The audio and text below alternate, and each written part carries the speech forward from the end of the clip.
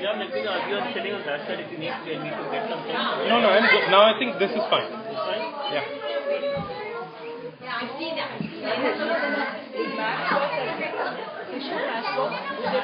Okay.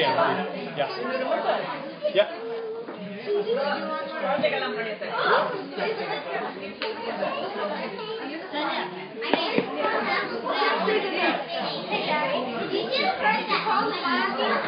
Huh? No, I did not.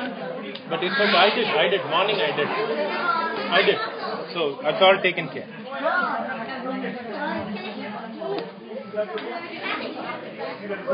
And I like this. Yeah.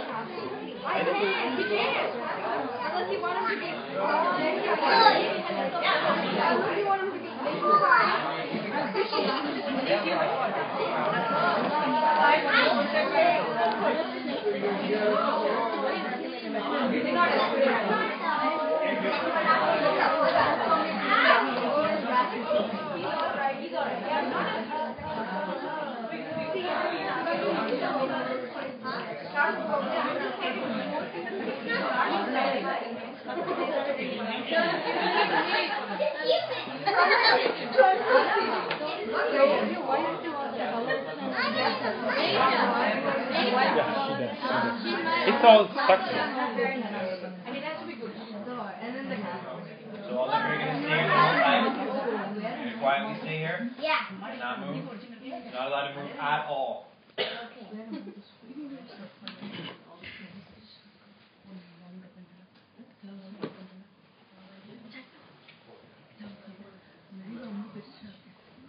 Sit on the couch if it's difficult to sit down. Otherwise, we'll be worrying about your knees more.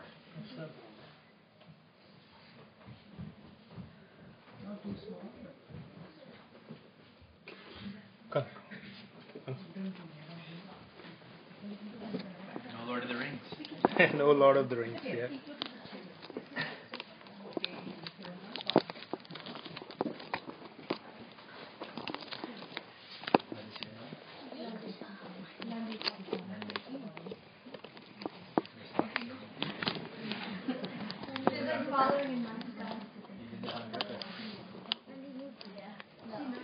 You did or did not?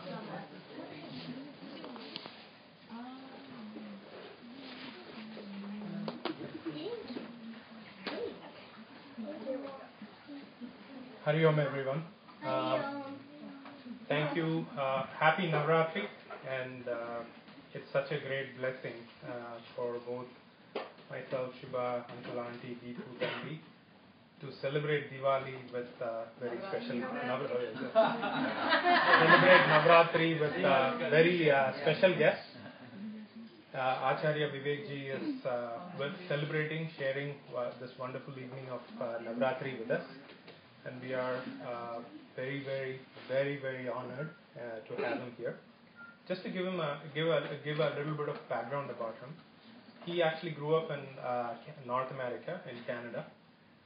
Like any of our kids, he went to Balavihar, Chinmaya Vikendra, etc. And he did his MBA, and then after that he listened to his inner call, and he decided to pursue, start his journey within.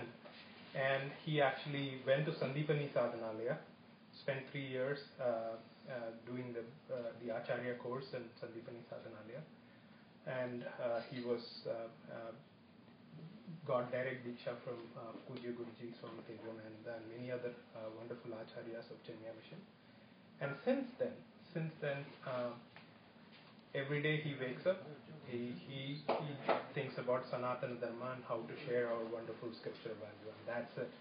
All over the world he has traveled, and people who receive his e-vichara, every time it's either from Boston or from India or from Europe, and all over the world he travels. In fact, in the very near future, he's actually talking in Pentagon about Sanatana Dharma and our values. And also, he was with he was in White House recently celebrating Diwali and representing our community. We are so honored to have VivekJi here, and without even taking an ounce of, and thank you all for sharing your weekday evening and coming here and attending this satsang with us. With that, I request VivekJi to take over.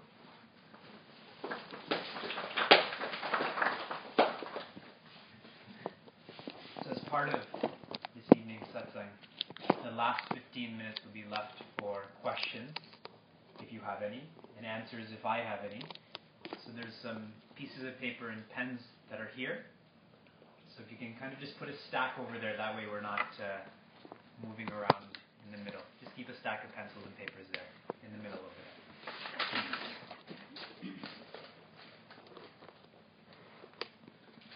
And please return the pens when you're done.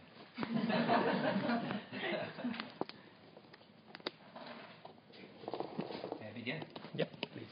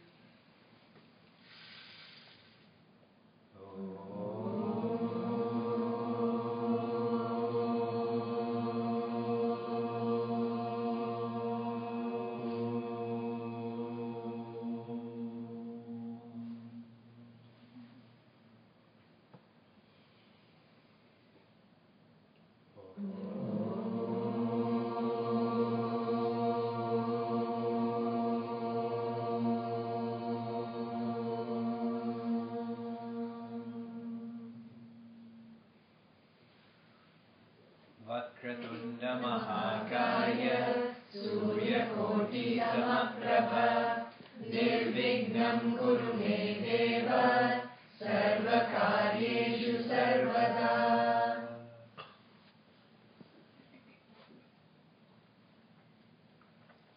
I'd like to extend my gratitude to all of you as well for being here. Many of you come all the way from India to be here. Many of you come from Toronto to be here, and so on. And everyone is busy. And Navaratri time, it's more busy. And leading up to Deepavali. Some Westerners think that they like to party, but they don't know about Indians. We celebrate Deepavali 4 weeks in advance and 4 weeks post Deepavali as well. And all of our celebrations are like that. This prayer that we just chanted, how many times have we chanted this prayer? 1,000, 500, many times. What does the prayer mean, though? Because if we don't know what it means, isn't it a ritual? And don't we, who are now living in America, have an aversion to rituals? But aren't we doing the same? Vakratunda. Vakra means crooked. Tunda means the one with the crooked trunk. Bhagavan Ganesha is one with the crooked trunk. And anything that's crooked scientifically is not beautiful.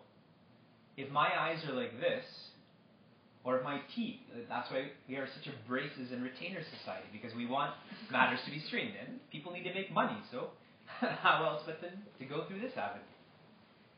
So he has a crooked trunk, yet he is most beautiful.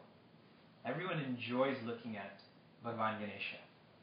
Extend that to Hanumanji. See, if someone is purely a human or purely a monkey, fine, but he's half-half. But we enjoy looking at Hanumanji. Vakratunda Mahakaya, the one who has a great body, a great form, and specifically his stomach. His stomach is so circular, it's almost like he's pregnant. Why? What does that symbolize? It symbolizes that he absorbs all that is good and all that is bad and is still cheerful. And I'm comparing this to you and I. When we absorb all that is bad, we're the last emotion but cheer. And even when we absorb all that is good, it's not cheer. We get into a state of excitement. But Bhagavan Ganesha is teaching us to absorb. And then we go, Nirvignam kuru me deva. We often call Lord Ganesha as Bhagavan Vigneshwara as the remover of obstacles. Does Ishvara mean the remover? It doesn't. Ishvara means the controller. So Vigneshwara means the controller of obstacles. And that's why he has a rope in his head. It looks like a lasso. And with that, he gives obstacles when you and I are doing that which is adharmic, that which is not going to help us. He gives obstacles. And when you and I are doing that which is right, that which will help us, he removes them. And why that's important? Often our prayers are to remove obstacles, but really our prayer should be, let me do that which is right. And if I'm not doing that which is right, give me obstacles, stop me. If we drive down highways in the States, if I veer off the road, isn't there a rumble strip there to wake me up? It's smart. Many of us, people who sleep or people who are not paying attention, that brings them back to attention. Bhagavan Ganesha is the same way. And when? Sarva karyeshu, in all works, sarvada, always. This prayer is most meaningful. And the point that I wanted to highlight, the point I am highlighting, is the fact that Bhagavan Ganesha is balanced, regardless of what the world presents to him. And this is what you and I want. We want balance with our health. We want balance with our finances. We want to be financially balanced. We want to be emotionally balanced. We want our family to be balanced. Even at a physical level, we want to be on a plane that's balanced, correct? Always, we want this balance. This evening, we are going to explore what it means to engage in balanced living. And I'll give you one more idea of the symbolism that Sanatana Dharma is always encouraging us to think of. Today we did a Paduka Puja in this home. And many people question, why do we worship the Padukas of a Guru? When you and I leave this house, don't we put our shoes on? Have you ever tried walking bare feet? Sure, on grass it's nice. On stones? Don't we become imbalanced when we walk on stones because of the pressure and the pain and so on? The Guru's Padukas is what he or she remains balanced on. And it's not the physical Padukas, the Birkenstocks or the silver shoes that we're talking about. It is the knowledge. You and I right now are the best students. We are prioritizing this, and we are independent, and we are have faith in what's being shared, etc., etc. And it's at 8:30 when we get to the shoe room. Then what happens to the best students? Slowly we forget. When we get outside, we forget more. When we're in the car and someone's car is behind us, why did I come over here? You know, what kind of experience, what kind of parking system do they have? And it's all gone. The Guru, when the world pushes, remains standing. For you and I, if the world pushes us now, we remain standing. But once we leave here, meaning once we forget these thoughts, when the world pushes, what happens to us? We lose that balance. And so many messages of Sanatana Dharma are teaching the same. When Bhagavan Rama was told he is going to be the future king of Ayodhya, what did he do? He smiled. And shortly thereafter, his mother, his stepmother, says, you will not be the king of Ayodhya, your brother will, and you can't even stay here. You have to go away for 14 years. That's older than many of you. 14 years to the forest. And what did he do? He smiled. He told his mother and others that my father gave me the kingdom of Ayodhya, now he's given me a much bigger kingdom, the kingdom of the forest. And he said, when people asked him, how long are you going for? He said, I'm going for 7 years and then another 7 years. Like he renewed that option to stay there longer. And in another place it says 10 years and then another 4 years. Now if we switch to Lord Krishna, if anyone had a tortured life, it was him. He was born in jail. From the time he took his first breath, there were endless spies that were there to kill him. He had to leave his adopted family and he went into the city. There he had to suffer from people who were more powerful and more aged than them.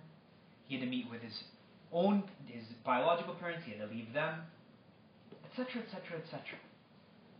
And what was he doing the entire time? Smiling. All of the pictures of our gurus and gods, they're always smiling. And it's not like their life was easy. This is why our scriptures teach us.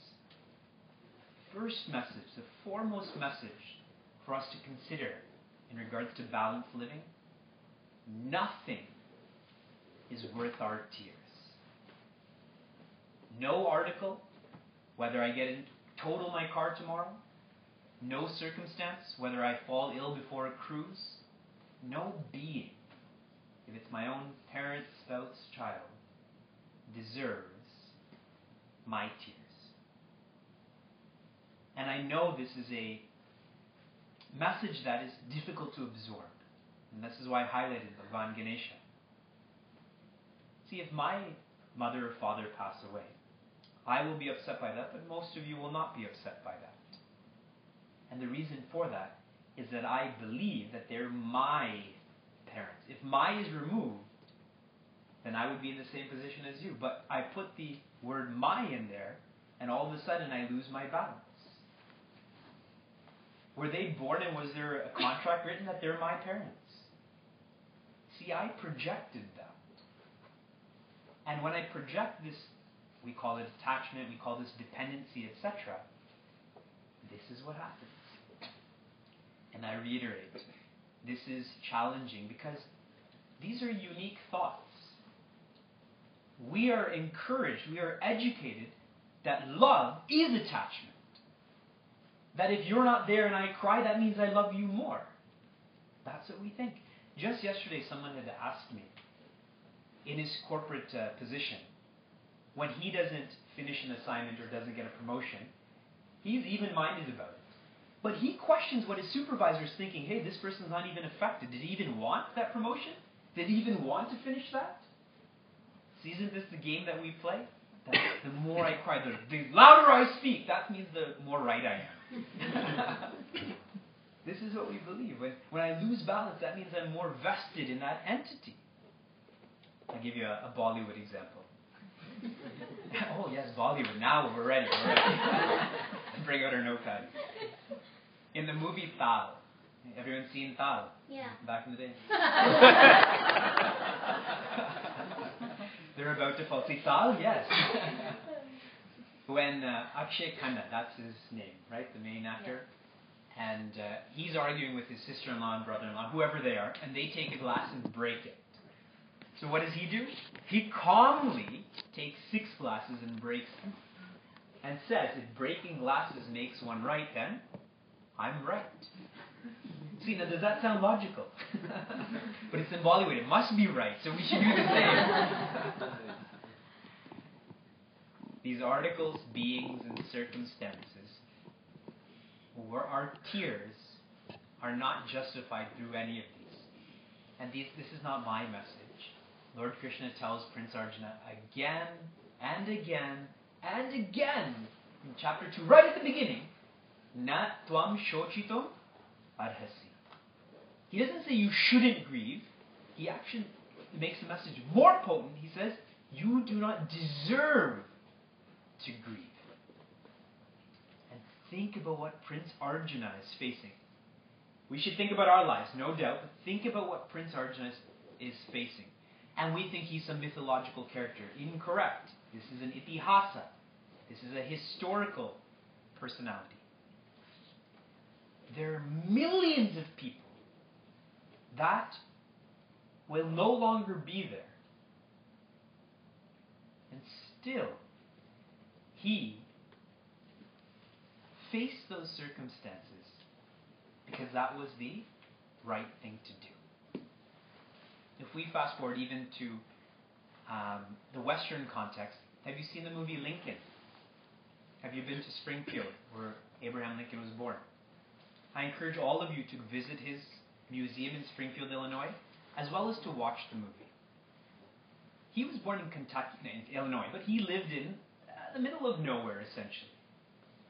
But his whole life, he fought for those who were essentially enslaved or were going to be enslaved. And during this time, he lost his own son. And during that time that his son had passed away, he kept on fighting for those people who were going to be hurt. And his own wife questions him on that. What kind of father are you? All you focus is on this while your son died? And he tells her, when our son passed away, I wish I could have dug a hole and crawled into the grave with him. But he didn't let his mind go there. His mind was still on what could happen to the rest. The living with this balance is possible. And our rishis, the English translation for rishi is a seer, someone who's a visionary, someone who understands the outer world and inner world. They gave us 4 markers or 4 lighthouses by which we can practice this balance. And we call them the Purusharthas. Purushaha Arthaha. The wealth of a person. In other words, purpose. We have 4 purposes to our lives. And the beauty is that these purposes evolve. Everything about Sanatana Dharma is about evolution. Today when Sri Ramji was introducing me, then people often hearing this think, what was that moment when you decided to stop commercial real estate and live in an ashram, right? We always want that drama. So what happened? Did you get the girl you loved left you, or you broke your leg, or you went bankrupt, whatever it is. We're looking for that. We love the drama. It was none of that. Actually, a grade 10 Balavihar student had once shared with me, spirituality is not a revolution, it's a evolution. I went to Sandeepani just to complete the idea, because studying my own life, I had an intimate understanding that the articles, beings, and circumstances, the A's, B's, and C's, didn't have the power to complete me. No amount of money, no amount of traveling, no amount of relationships did not have the power to complete me. But I want to be complete. Don't we all want to be complete? And if it's not outside, then the only other direction to look to is inside. And where else to learn how to look inside, to become inward looking than in an ashram? In this ashram, they took everything away. No passports, no money, no friends, no restaurants, no computers, no telephone. What else to do but look inward?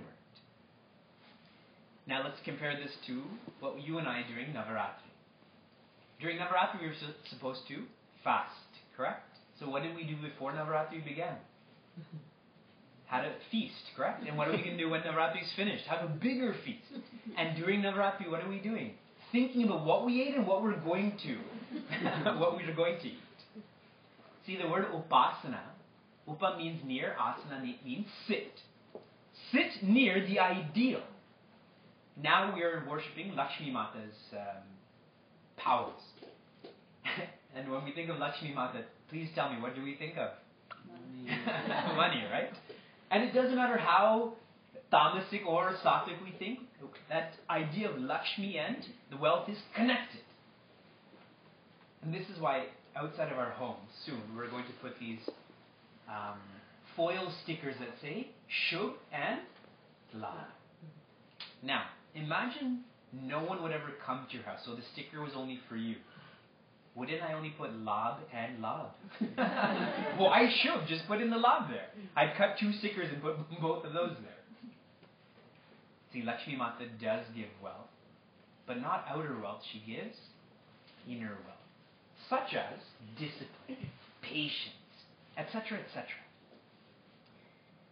In Ontario, our gaming system, they studied people, their financial situation, a year after they won the lottery. And the majority of people who had won the lottery were financially worse off 1 year later. Now why? Think Spider-Man. With great power should come great responsibility. Correct? But if I'm given great power, but I don't have the maturity to own up to that responsibility, doesn't that power hurt me and those around me? So when we pray to Mother Lakshmi, let us think twice about what kind of wealth we want. And one more insight about this. We often put our footprints outside of on our porch leading to our home. And when she comes in, what do? Lock the door. Now you can't leave. And what does she do? She laughs because she's thinking, I'm the mother of the universe and this wooden door is going to stop me. This metal door is going to stop me. And she laughs more because if we don't encourage her to leave, she actually takes more than what she came with. This is why in our rituals, when Bhavan Ganesha during Ganesha Chaturthi, we do the Visarjana. Thank you for blessing me, my family, my friends. Now please bless other families, other friends. Same thing with puja. We tell Bhavan to go, but come back again and again and again. So these lighthouses in our lives, there are 4 of them. If we can go through this evolution, we will be balanced. So what you and I want, we will be. In Harvard, they did a review recently where they asked people what they wanted. And I encourage all of us to do the same.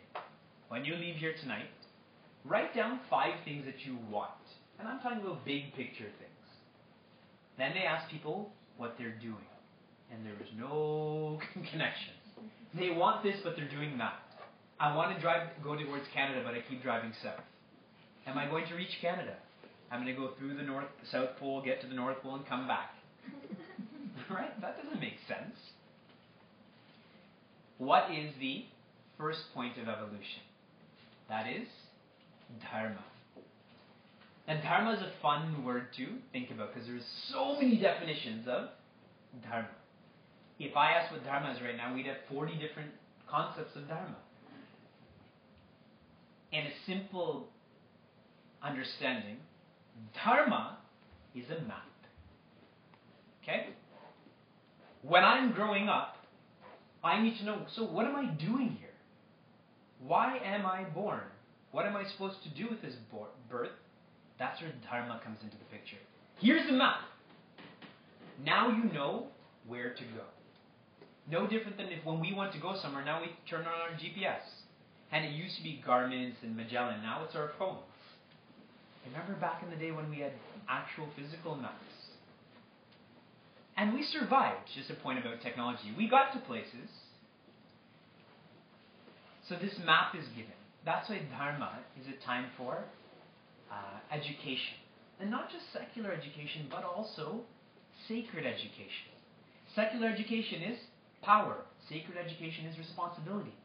They have to go together to be complete.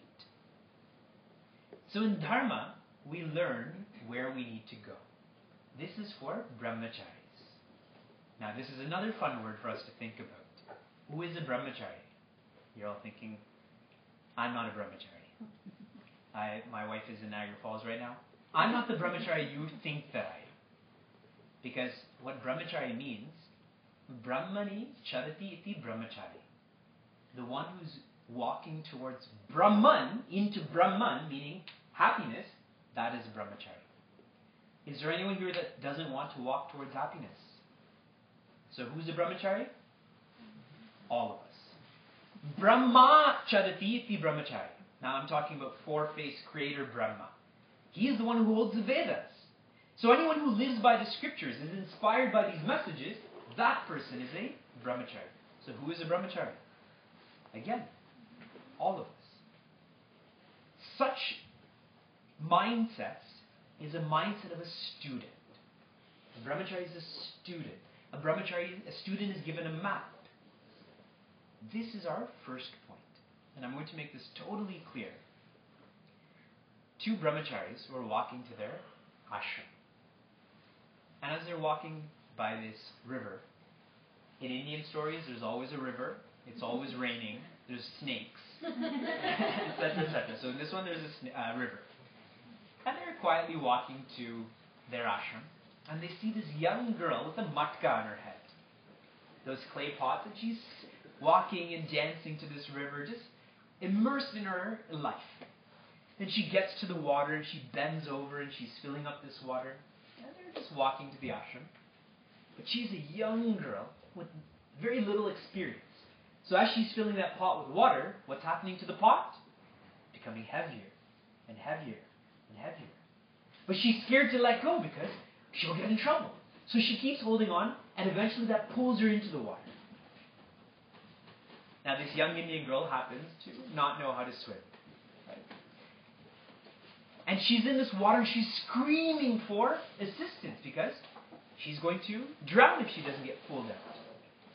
So one of these brahmacharis jumps into the water and pulls her out of the water.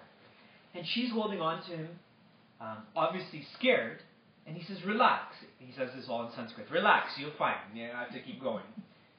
So she lets go. And the other brahmachari who doesn't go in the water meets up with him, and they walk.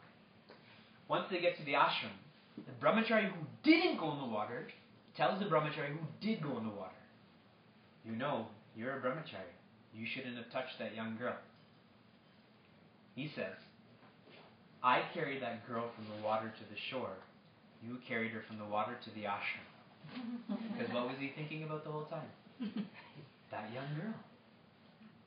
And that's what I'm trying to say, is that where is our mind? If our mind is on Brahman, then on the infinite, on happiness, we are on that student path. If it's not, then we're not. Dharma. Dharma is learning our responsibilities. Even when one goes to school, don't we have to decide our major? Don't we have to take those respective classes, etc., etc.? After Dharma comes, what is the next purpose of life? It evolves. Is Artha. Artha means wealth. Now, again, that's why I brought in Lakshmi Mata first. Wealth is not just about currency, real estate, stocks, and so on and so forth. It is not just that. Because if we only think it's that, then our pursuit will be very limited. I'll give you an example. The Penguins have Sidney Crosby, right? He's the only good thing about the Pittsburgh Penguins. The Olympics will be in 2014. The Winter Olympics will be next year. Now, if we rewind to 2010. During the regular season, not even a regular season, when there's a shortened season, then all of the teams are trying this hard because whoever wins the Stanley Cup will have an asterisk beside their name because it wasn't a full season. So this is the purpose, this is the performance. Now, if it's a regular season, full season, purpose is higher, so the performance is higher. When they get to the playoffs, purpose is higher, performance is higher. When they get to the finals, purpose is higher, performance is higher. When they get to the Olympics, purpose is higher, performance is higher, which is why Canada keeps beating America. Because they're clear about that purpose. So in my second lighthouse, my first lighthouse, which is Dharma, I'm born, there's the lighthouse, this is where I should go. Now my second lighthouse is directing me to Artha. If I only think that it's wealth, that light is not very bright then. And how inspired am I towards that? Artha means family here. Artha is creating a family. Okay? Think. My statistics professor once walked into the room, 150 people there. Then he asks, what is the greatest resource a nation has? What? We think gold, technology, security, etc. But what is it? People. What good is gold or technology, medicine, or even agriculture without people? People are the greatest wealth. And this is why Puja Swami Chinmayananda says, focus so much on young adults and kids. They are the future. We like to say that poetically, but often we don't believe that. But it's true. If we go to any temple board, go to any ashram board, what is the average age of that board? Over 60. So, good, right? They worked hard to bring that into place, but they're not going to be around forever because the body can't be around forever. They need to be trained to continue that trend. So artha is to create, to raise a family. And what kind of family? Pujya Swami Tejamananda often shares, we shouldn't invest in our children, on our children, we should invest in our children. But most of us, we lack the time or the knowledge to invest in our children. On NPR, they were asking males and females what the low point of the week is for them. And fascinatingly, it's different for males and females. The low point of the week for a typical male is Monday morning, right? Unanimously. That's the time when we shed a soul tear falls from our eyes and drive to work or go to school. When I was in school, the best part of the week was Friday afternoon at 3:30 because it's the farthest point till Monday morning. And each hour became more saddening. And for females, the low point of the week is Friday evening. Because now, again, NPR said this, okay? Because now the women in society are working just like the males are, but they have to look after what's home. The males pretend to look what's happening at home, but it's the females who have to look into the details. So my point in this is that we're working so much that there's not enough time. There's not enough knowledge even. A lot of the way that we grew up in India, we're not able to explain that to our children. Why wear tilak? Why touch our parents' feet? Etc., etc. Agreed? So we have to invest in our children. We have to be available for them. We have to confide in them to build their confidence, and on and on and on. Artha. That's the second layer. It's an evolution. This is, I don't know who I am, almost like a blank slate. I get molded with this map to be a good householder, to be a good parent. From there, the next lighthouse is taking me to Kama. And Kama, again, strong preconceived notions of what Kama is. Kama means, I don't want to use the word pleasure because then our mind will go somewhere. Joy. And joy comes from seva. Kama means seva because there is no greater joy. Who do you love the most? And don't say the person next to you. You love yourself the most. We do everything for ourselves without expectation, without conditions. Even with our youngest children, as they become older, don't the conditions come onto them too? That you should be like this, why did you do this, you're my child, etc., etc., etc. But ourselves, we love ourselves unconditionally. Who's the most handsome or beautiful person you know? See, everyone's pointing at themselves. I'm going to say this person, but really it's me. When we look at people's pictures, who are we really looking for? To ensure that we're in there and that we look good. Especially at this, it's most sad, is that in people's wedding pictures, instead of focusing on the bride and groom, I want to be in that picture. I'm adding to their beauty. And whose name is the most wonderful? Our own. Right? Even if it's not related to me. Like if I go on YouTube and I see Vivek Oberoi, oh yeah, he has the same name as me, right? He is a completely different field. But we love our name. The joy of identifying with oneself, of identification, is more than any other pleasure. The joy of identifying through service with more and more and more, there is no greater joy. Mahatma Gandhi has shared the best way to find oneself, in other words, the best way to find joy is to lose oneself in the service of others. Once again, first thought that we've shared so far is no article, being, or circumstance, the A's, B's, and C's, have the power to create tears for us. And if they create tears, it's because I allowed them to create tears. If he calls me a donkey right now, and I'm acting like one, then I should say Hari Om, and I should stop acting like one. Right? If he calls me a donkey and I'm not acting like a donkey, then he's misrepresented who I am. He's miscommunicated who I am. Why would I be offended by that? If he called me Vikrant instead of Vivek, I'm not Vikrant. So what? But see, I give him the power. How dare you call me donkey? How dare you call me Vikrant? Who suffers in this? I do, not him. So first message, be happy. The first and foremost message, be happy. Second message is these purposes that we're going through. First purpose, dharma. That is to find where we are going. Leads us to the second purpose. That is to be a good family member. To whatever extent, right? If one's a grandparent, parent, etc., etc. Third purpose is to serve. Now I'm going to get to the last purpose, but before I do, I'm going to insert different labels.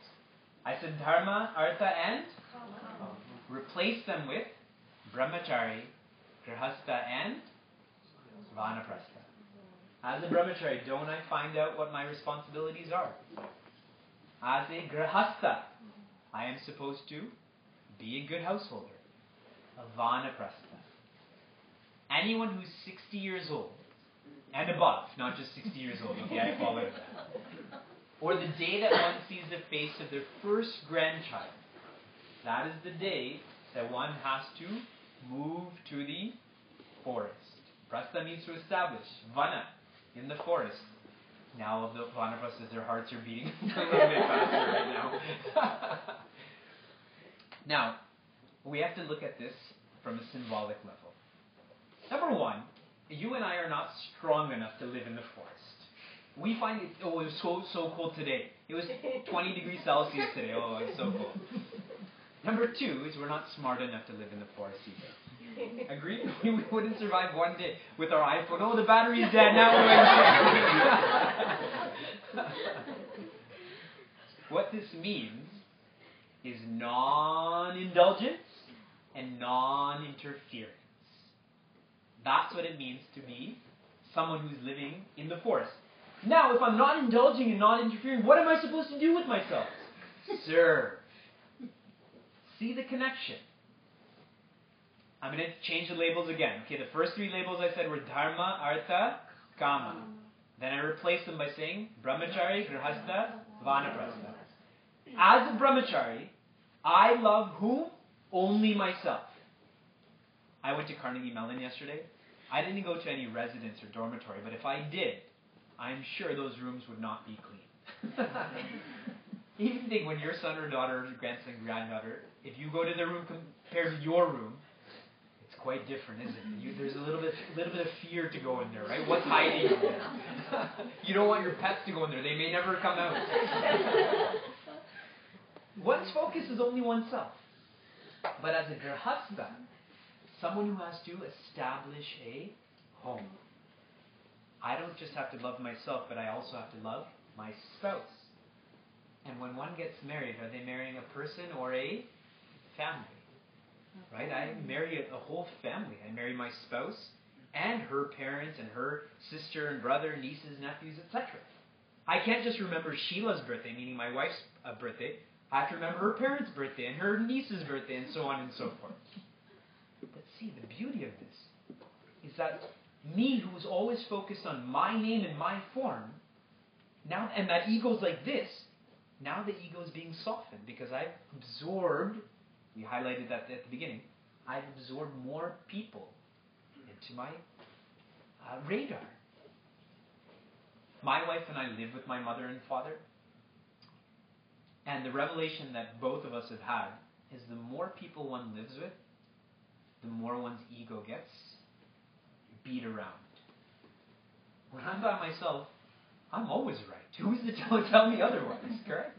But the more people I live with, the more wrong I become. But that's healthy because then my ego comes down, comes down, comes down. It's like a pinball machine. Not that anyone plays real pinball machines. Now we play electronic pinball machines. You see the steel filings on the table wherever the ball goes a lot. At the beginning, near the flippers, near those barriers, correct? That's a ball breaking apart in minute ways. So I have to bring more people into my radar. So myself, grahastha, family. Vanaprastha is community. Now it's not just my family, but it is families. It's plural. My whole community. And after I go through this training, and it is training, it is evolution, the last lighthouse is directing me to moksha, or sannyasa, or divinity. I went from me, a lot of ways to remember. Me, brahmachari. We, family. Vanaprastha, he. My focus should be he, isn't it? And as a sannyasi, be. Just be. Moksha is freedom. Now, many of us are thinking, but I can move my hands, I can buy what I want, talk what I want, etc., etc.